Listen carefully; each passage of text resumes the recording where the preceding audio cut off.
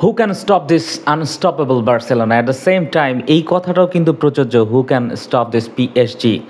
PSG ইতিমধ্যে কিন্তু English premier লিগের যে তিনটা জায়ান্ট রয়েছে তাদের কিন্তু হারিয়ে এসেছে। সেক্ষেত্রে শুধু Manchester City, Liverpool and then Aston Villa, যদিও অ্যাস্টন ভিলার ইনক্লুশনটা এই বছরের চ্যাম্পিয়ন্স লিগে একটা ওয়ান্ডার, তারপরও তারা কিন্তু ইতিমধ্যে হারিয়ে দিয়েছে তাদের ঘরের মাঠে গতকালকে প্যারিসে ৩-১ ব্যবধানে। এবং যেই ম্যাচটা নিয়ে যদি আমরা আলোচনা করি সেক্ষেত্রে উভয় দলে যে কোচেস রয়েছে অ্যাস্টন ভিলার উনাই এমেরি এবং লুই এনরিকে পিএসজির, এবং তারা কী কী ফরমেশন নিয়ে শুরুতে ম্যাচটা শুরু করেছিল সেটাই এখন দেখার বিষয়।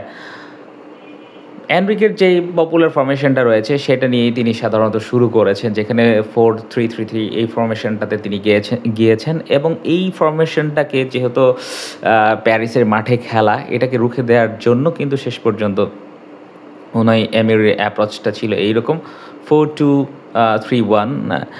তিনি তার ইন্টেনশনটা এইরকম ছিল যে তিনি একটা ট্রানজিশনের মধ্যে দিয়ে যাবেন, একটা ট্রান্সফরমেশনের মধ্যে দিয়ে যাবেন, যেখানে অ্যাটাক দরকার সেই জায়গায় অ্যাটাক করবেন, ব্যাকলাইন থেকে অ্যাটাকটা কীভাবে অ্যাটাক করে গোল বের করা যায় বা নিদেন পক্ষে পিএসজিকে দমানো যায়, সেই শিফটিং মেথডটাতে কিন্তু শেষ পর্যন্ত উনাই এমেরি আস্থা রেখেছিলেন। কিন্তু আস্থা রাখতে পারেননি তার শিষ্যরা। শেষ পর্যন্ত পিএসজি তারা কিন্তু ম্যাচটা ৩-১ ব্যবধানে জিতে নেয় অ্যাস্টন ভিলার এগেনস্টে।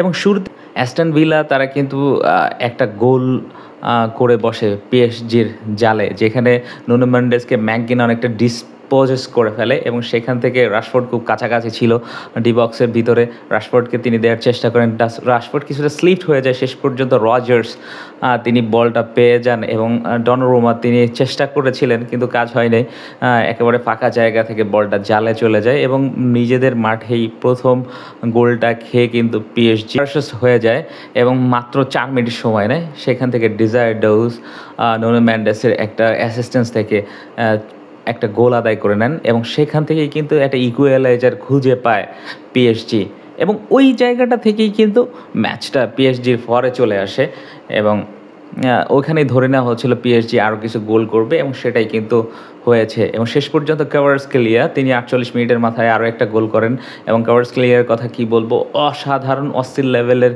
শক্তিশালী একজন প্লেয়ার এবং যেখান থেকে এই অ্যাটাকটা কিন্তু অনেকটা কাউন্টার অ্যাটাক থেকে এই অ্যাটাকটা বা এই গোলের অ্যাটাকটা রচিত হয়েছে এবং কাভারস্কেলিয়া অনেকটা স্লোলি তিনি করেছেন এবং মার্টিনেজকে প্রায় একেবারে তার যে অ্যাপ্রোচ, ওই অ্যাপ্রোচ দিয়ে একেবারে অফ ব্যালেন্স একটা সিচুয়েশনে ফেলে দিয়েছেন এবং পুরো ডিফেন্স লাইন যেটা ছিল সেটা কিন্তু শেষ পর্যন্ত কাভারস্কেলিয়ার সাথে পেরে ওঠেনি। শেষ পর্যন্ত কাভারস্কেলিয়া গোলটা করেন এবং 2-1 ব্যবধানে যেখানে পিএসজির লিডটা নিয়ে নেয় এবং সেখান থেকেও কিন্তু মনে হয়েছিল আরও কিছু গোল পিএসজি করবে, কারণ আমরা যদি ম্যাচের স্ট্যাটিস্টিক্স নিয়ে শেষের দিকে আলোচনা করবো সেখানে কিন্তু প্রত্যেকটা উইংসে বা প্রত্যেকটা জায়গাতেই কিন্তু পিএসজি খুব দারুণভাবে ডমিনেট করেছে এবং লুই এনরিকের এই পিএসজি যে এবার চ্যাম্পিয়ন্স লিগের অন্যতম শিরোপার দাবিদার সেটা কিন্তু ইতিমধ্যে প্রমাণিত হয়েছে, কারণ তারা লিগ 1 ইতিমধ্যে জিতে নিয়েছে, তাদের মাথায় কোনো প্রেশার নাই, একেবারে লিগ 1 তারা জিতেছে, কোনো ম্যাচ তারা হারে নাই।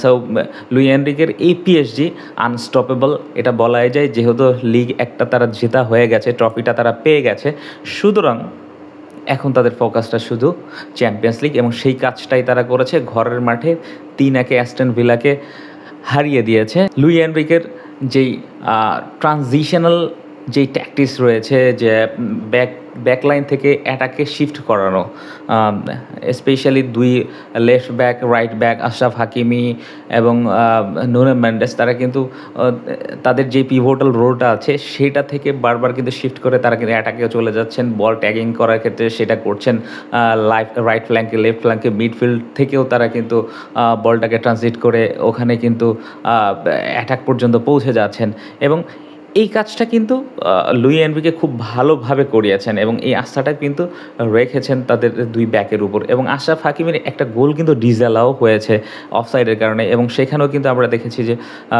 তিনি যে চমৎকার একজন ফিনিশার, যেহেতু তার মূল পিভোটাল রোলটা হচ্ছে সে হচ্ছে ডিফেন্স বা সে হচ্ছে রাইট ব্যাক। সো এই যে তার রোলটা, এই রোলটা থেকে বেরিয়ে যে তিনি বারবার হচ্ছে অ্যাটাক করে যাচ্ছেন, গোল করে যাচ্ছেন, মিডফিল্ডটাকে লিড করছেন বা 2টা ফ্ল্যাঙ্ক চালাচ্ছেন এই 2জন ব্যাক। সো এজন্য এদের ব্যাপারটা একটু আলাদা করে বলা। আমরা যদি 3 নম্বর গোলটার দিকে তাকাই, সেক্ষেত্রে ওসমান ডেম্বেলে তিনি বলটা রিসিভ করার পরে অনেকটা লেফট ফ্ল্যাঙ্ক দিয়ে ডি বক্স দিয়েই তিনি যাচ্ছিলেন। মেন টাইম মিডফিল্ড থেকে ওখানে নুনো মেন্ডেস একটা ডামি রান মেক করে এবং সেখান থেকে ওসমান ডেম্বেলের অ্যাসিস্ট্যান্সে বা ওসমান ডেম্বেলে বলটা নুনো মেন্ডেসকে দেয় এবং সেখান থেকে নুনো মেন্ডেস একেবারে মার্টিনেসকে একা পেয়ে যায় এবং সেখান থেকে গোলটা তিনি আদায় করে নেন এবং চমৎকার ফুটবলীয় প্রদর্শনী এবং চমৎকার ট্যাকটিক্যাল যে বিষয় আছে এটার অ্যাপ্লিকেশন কিন্তু অনফিল্ডে দেখা গেছে পিএসজি এবং অ্যাস্টন ভিলার মধ্যে। এবং এইবারে যে চ্যাম্পিয়ন্স লিগটা আমরা দেখতে পাচ্ছি এটা একটা ভিন্নতা আছে, যেখানে রিয়াল মাদ্রিদকে একটু নিউট্রালাইজ সিচুয়েশনে দেখা যাচ্ছে। এছাড়া অন্য যারা খেলছে তাদের খেলার ভিতরে কিন্তু একটা ফায়ারি ব্যাপার-স্যাপার আছে, যেখান থেকে কিন্তু ভালো কিছু হচ্ছে এবং এন্টারটেইনিং ফুটবলটা কিন্তু আসতেছে এবং সেটাই কিন্তু হয়েছে অ্যাস্টন ভিলা এবং পিএসজির মধ্যে। খুবই চমৎকার, অসাধারণ।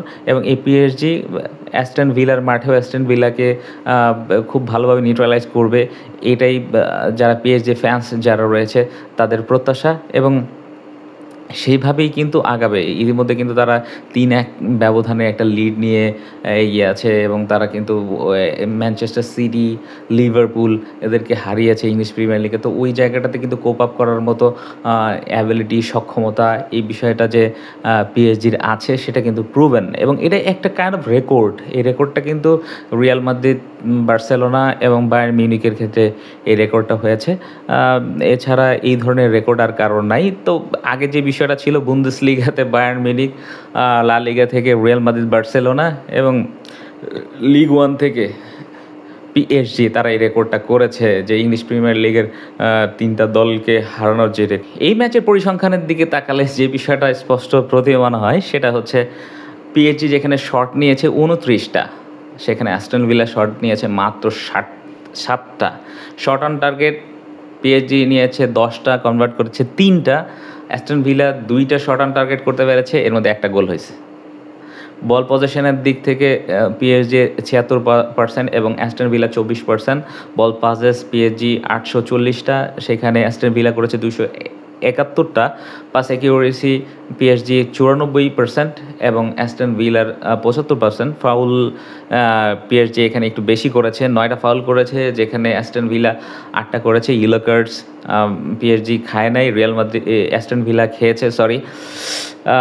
অফসাইডসের দিকে যদি আমরা তাকাই, সেখানে পিএসজি 2বার অফসাইড ট্র্যাপে পড়েছে এবং অ্যাস্টন ভিলা তারা 1বার পড়েছে। কর্নার্স জিতেছে পিএসজি 9টা এবং অ্যাস্টন ভিলা জিতেছে 1টা।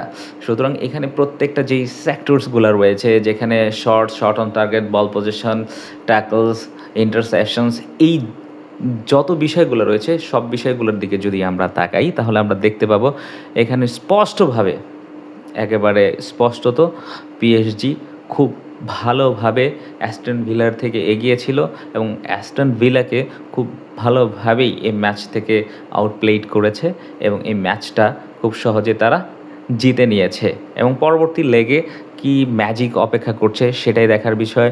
অবশ্যই পিএসজি এগিয়ে থাকবে।